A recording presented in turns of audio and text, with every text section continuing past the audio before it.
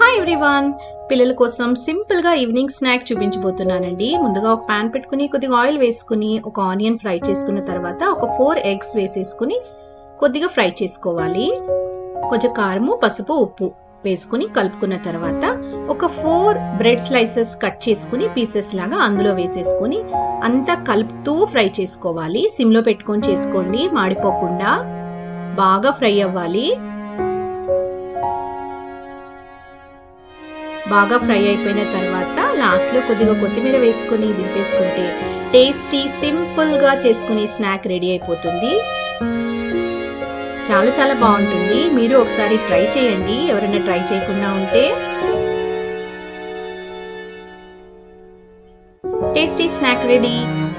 Video నచ్చితే like చేయండి. Thanks for watching. Bye bye.